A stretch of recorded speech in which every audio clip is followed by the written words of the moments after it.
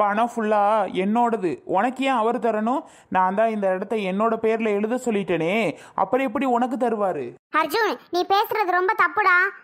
உங்ககிட்ட வாங்கின பணம் நகை எல்லாமே உங்கள் மாமாக்காக நான் கிட்னி ஆப்ரேஷன் அந்த ஆப்ரேஷன்னு சொல்லி ஹாஸ்பிட்டலில் கட்டியிருக்கேன். உனக்கே அது தெரியும். நீ தானடா நேரில் போய் கட்டின. அப்புறம் எல்லாமே தெரிஞ்சுட்டு நீயே வந்து பேசுகிற. உனக்கே தெரியும்லடா. இது நான் இடம் வாங்குறதுக்காக முன்னாடியே வச்சுருந்த பணம். ஆமாம், இங்கே பாரு அர்ஜுன், சின்ன பிரச்சனையில் கிடந்துச்சு, அதான் இன்னைக்கு முடிவுக்கு வரப்போகுது. நீ தேவையில்லாமல் இடையில அவங்கள்ட்ட சொல்லி இப்படிலாம் பண்ணிட்ட. அர்ஜுன், ஒழுங்காக கூப்பிட்டு பத்திரத்தை பாட சொல்லு. ஓஹோ, நீ சொன்ன உடனே நான் அவரை கூப்பிட்டு போட சொல்லணுமா? ஆமாம், எங்ககிட்ட ஒரு காசு கூட இல்லை, ஒத்த பைசா கூட இல்லை. உங்கள் மாமா வேலையில் ஒன்றும் இல்லை, வீடும் போச்சு, ஒன்றும் இல்லை, சொத்தும் போச்சு, எல்லாமே போச்சு, ஒத்த பைசா இல்லை. இப்போ ரோட்டில் பிச்சை தான் எடுக்க போகிறோம் அப்படின்னு சொல்லிட்டு என் வீட்டில் வந்து உட்காந்துருந்திய ஒரு மாசமா? அப்போல்லாம் அந்த காசு எங்கே போச்சு? எங்கே போச்சு? அது எப்படி மாமா சொல்லுவாங்க? அது எப்படி சொல்லுவாங்க? இவங்க நம்ம வீட்டுக்கு வந்தது நம்ம வீட்டில் உள்ளதெல்லாம் ஆட்டையை போட்டு இவங்க சொந்தமாக சூப்பரான இடத்துல ஒரு ஃப்ளாட் வாங்குறதுக்கு வந்தவங்க. அது எப்படி அப்படி சொல்லுவாங்க? சொல்லுங்க பார்க்கலாம். சத்யா, நீ பேசுறதுக்கு உரிமையே கிடையாது. அவன் என்னோட தம்பி. அவன் என்ன பேசினாலும் திட்டினாலும் நான் கேட்டுக்கிருவேன். நீ எதுக்குடி என்னையே பேசுற? ஏய் வசந்தி, அவ என்னோட பொண்டாட்டி. அவ என்ன வேணாலும் பேசுவா. அவ பேச்சு நான் அன்னைக்கு கேட்டிருந்தேன்னா இந்த நிலைமைக்கு நான் வந்திருக்க மாட்டேன். என்னடா அக்காங்கிற கொஞ்சம் கூட மரியாதை இல்லாம ஏய் வசந்திங்கிற? ஏதோ பேர் சொல்றேனேங்கிறதோட விடு. இன்னும் நான் ஏதாவது சொல்ல ஆரம்பிச்சேன் நீ தாங்க மாட்ட. அவ்வளவுதான் சொல்லுவேன். அம்மா உன்னை சின்ன பிள்ளையா இருக்கும்போது என்கிட்ட விட்டுட்டு வேலைக்கு போயிடும் தெரியுமா அர்ஜுன்? உனக்கு குளிப்பாட்டி சோறுட்டி உன்னை நான் தாண்டா பார்த்துக்குவேன். இப்போ போய் என்னை இப்படி மரியாதை இல்லாம பேசுறியேடா அர்ஜுன். உனக்கே இது நியாயமா இருக்கா? ஐயோ அப்பப்பா, எந்த சீரியல்ல கொண்டு போய் விட்டாலும் உங்க அக்கா நடிச்சிரும் அர்ஜுன் மாமா. என்ன நடிக்குது ஆத்தாடி. சூப்பருங்க நடிப்பு. வசந்தி சூப்பரோ சூப்பரு. நீ தான் என்னை எப்படி பேர் சொல்லி கூப்பிடுற வசந்தி அப்படின்னு பார்த்தா அவ கூட என்னை எப்படி பேசுறான்னு பாருடா. இங்க பாருடி சத்யா, உனக்கு அவ்வளவுதான் மரியாதை, பார்த்துக்கோ. அவன் என்னை என்ன வேணாலும் பேசலாம், நீ பேசுறதுக்கு உரிமையே கிடையாது. அப்படின்லாம் யாரும் சொல்லல. என்ன வேணாலும் உன்னைய பேசலாம். நீ எங்களை பண்ண கொடுமைக்கு, எங்களை ஏமாத்துனதுக்கு உன்னை நாங்க என்ன பண்றோம்னு மட்டும் பாரு. அர்ஜுன், உனக்கே தான் தெரியும் இல்லடா உங்க மாமாக்கு ஆபரேஷன் பண்ணி எங்க இருக்காரு அப்படின்னு. ஓஹோ, அவருக்கு ஆபரேஷன் பண்ணி ஹாஸ்பிட்டல்ல இருக்காரு? நம்பிட்டேம்மா. நீ ஏதான் பாத்தியே அர்ஜுன், உன் கண்ணு முன்னாடி தானே டாக்டர் ஆபரேஷன் பண்ணிட்டு வெளியில வந்தாரு. நீ சொல்றா ஏன் அர்ஜுன் இப்படி எல்லாம் பேசுற? அப்படியெல்லாம் நான் ஏன் புருஷனையே போயெல்லாம் சொல்லுவேனாடா? நீ விட்டா எனக்கே ஏதாவது வந்துருச்சுன்னு சொல்ற ஆளு. உன்னையெல்லாம் நம்பாமலாம் இருக்கிறதுக்கு வேலையே கிடையாது. ஆமாம், வரும்போது உன் புருஷனுக்கு எந்த கடையில் பிரியாணி வாங்கி கொடுத்த? பிரியாணி நல்லா இல்லைன்னு உன்கிட்ட ஃபோனில் சொல்லிட்டு இருந்தான். அர்ஜுன், என்னதான் இருந்தாலும் உன் மாமாடா, அப்படியெல்லாம் அவையவேன்னு பேசாத.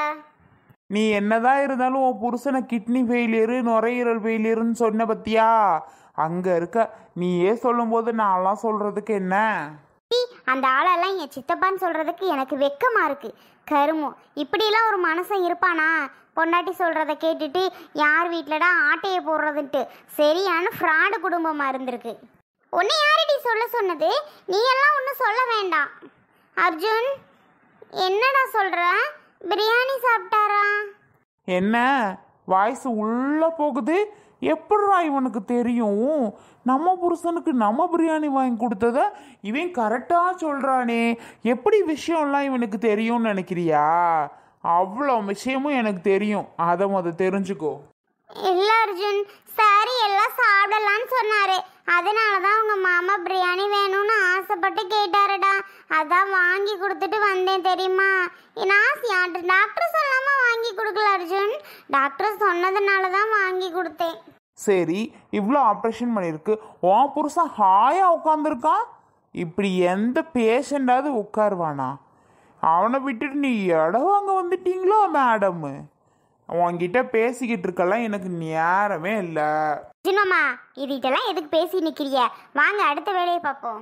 இன்னும் ஹாஸ்பிட்டல் போகணும். அந்த சொட்டத்தில் டாக்டர் இருக்கேன், அவனை சோழியை முடிக்கணும். வாங்க போவோம்.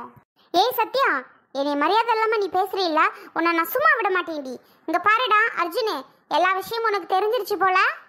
ஆமாம் தெரிஞ்சிருச்சு, உன்னோட லட்சணமும் தெரிஞ்சிருச்சு, உன் புருஷன் அந்த டாக்டர் பையன் எல்லாம் ஏமாத்துனது எனக்கு எல்லா விஷயமும் தெரிஞ்சிருச்சு. போலீஸில் கம்ப்ளைண்ட் பண்ணி உங்களை உள்ள தள்ளி என்ன பண்ணுறேன்னு மட்டும் பாரு. இந்த விஷயத்தில் நீ அக்காவாது தம்பியாது, அதெல்லாம் மறந்துடு. இனி நீ என் கூட பிறந்துட்டு செத்து போயிட்டேன்னு நினச்சிக்கிறேன். வாங்க மாமா, டைம் தான் வேஸ்ட் ஆகிட்டே இருக்கு, நம்ம போகலாம் வாங்க. ஏய் சத்யா, என்னடி உன் வாய்க்கு வந்ததெல்லாம் துமுறா பேசிக்கிட்டு இருக்க? நானும் பார்த்துட்டு இருக்கேன், எவ்வளவு துமுறு இருந்தா நீ பேசு. சத்யா, என்னையவே நீ அடிச்சிட்டியா? இந்தடி வாங்கிக்க. யாய், என்ன நீ சாச்சிருவியாடி? எவ்வளவு திமிரு இருந்தா அவனை கூட்டிட்டு வந்து என்கிட்ட சண்டை போட வச்சுட்டு வேடிக்கை பார்த்துட்டு இருப்ப. சத்யா வா, அதுதான் அப்படி நடந்துக்குதுன்னா நம்மளும் அப்படி நடந்துக்கணும்னு அவசியம் இல்லை. வா, அப்புறம் கீழே மேலே விழுந்து ஏதாவது காயம் வந்துச்சுன்னா நம்மளை வந்து அடிச்சாங்க வச்சாங்கன்னு ஏதாவது அது போய் கம்ப்ளைண்ட் கொடுத்துருவோம். எதுக்கு நமக்கு வம்பு? நம்ம பாட்டுக்கு போயிடுவோம். பின்ன என்ன அர்ஜுன் மாமா, நான் பாட்டுக்கு பேசிட்டு தானே நிற்கிறேன். இவ எப்படி என்னை வந்து உதச்சி கீழே தள்ளலாம்? இவளை நான் சும்மா விட மாட்டேன். பாருங்க, கீழே ஏதாவது கட்ட இருக்கான்னு பார்க்குறேன். இருடி, இன்னைக்கு வரேன். அட சத்யா, சொல்றதை கேட்க போறியா என்ன? இங்க வா, தயவு செஞ்சு இங்க வந்துரு. நம்ம நினைக்கிற பிளான்ல அப்புறம் ஒண்ணுமே நடக்காது. இது ஏதாவது அங்க போட்டுவிட்டு அப்புறம் எல்லா பிளானும் சொதப்பலாயிரும். வா சத்யா. அர்ஜுன் மாமா இப்படி கீழே தள்ளிட்டு இருப்பா, இவளை நான் சும்மா விட்டுட்டு வந்தா எனக்கு என்ன மரியாதை? ஆஹா, இவளை நான் இன்னைக்கு சும்மாவே விட மாட்டேன். வசந்தி, இன்னைக்கு உனக்கு இருக்குடி. டேய் என்னடா, அவ இவ்வளோ தூரம் என்ன பேசிட்டே இருக்கா, நீ எனக்கு என்ன நின்றுட்டு இருக்கா? எதுவுமே கேட்க மாட்டியா? டேய் என்னடா அர்ஜுனே இப்படி இருக்கா? உனக்கு மரியாதை அவ்வளோதான் பார்த்துக்க. அவள் உனையும் ஒன்று இல்லாமல் பண்ணிடுவா. நான் அவளை விடாமல் பார்த்துட்டு இருக்கேன், நீ ஓவரா பேசி நிற்கிறியா? அப்புறம் அவளை விட்டேன்னு வை, நீ என்ன அவன் தெரியாது. ஒழுங்கு மரியாதை ஹேண்ட்பேக்கை தூக்கிட்டு ஓடி போயிரு. ஓடி நீ எங்கே ஓடினாலும் இன்னைக்கு ஒன்றை விடுறதில்ல. அர்ஜுன்மா வாங்க, இப்போவே ஸ்டேஷனில் கம்ப்ளைண்ட் பண்ணி ஹாஸ்பிட்டல் போய் இது புருஷனை முதல்ல உள்ள தள்ளி கூட்டிகிட்டு போகணும். இவன் எப்படி தேடி வருவாள்ல, இவளையும் அந்த டாக்டர் பையனை உள்ள தூக்கி போட்டுருவோம். வாங்க. எவ்வளோ திமிரு இருந்தால் நம்ம நகை பணத்தெல்லாம் ஆட்டையை போட்டு வருவா. ஏய், நான் எப்படி ஆட்டையை போட்டேன்? உன் மாமியார் தான் கொடுத்துச்சு எனக்கு அவ்வளோ நகையும். உன் புருஷன் தான் காசை கொண்டு வந்து அவனே ஹாஸ்பிட்டலில் கொடுத்தான்.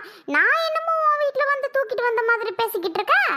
ஆமாம், தூக்கிட்டு வந்து நல்லா நடிச்சு 10-15 நாளாக 1 மாதமா நல்லா நடிச்சு எங்கள் வீட்டில் இருந்தில்ல. இருந்துட்டு அந்த கிளவிட்ட நடிச்சு எல்லா பணத்தையும் நகைத்தையும் வாங்கிட்டு வந்து இல்லை. வந்துட்டு என்ன பெரிய நல்லவ மாதிரி பேசிட்டு இருக்கியோ? டேய், கம்ப்ளைண்ட் கொடுக்க போறியா? போடா, நான் பார்த்துக்கிறேன். நான் ஒன்றும் வேறு யார்கிட்டையும் ஏமாற்றி காசு பணம் நகையெல்லாம் வாங்கிட்டு வரலடா. நீ என்னோட தம்பி, அது என்னோட அம்மா. நான் பிறந்த வீடுடா, எனக்கு அங்கேயும் உரிமை இருக்குது. அதை மறந்துடாத தம்பி.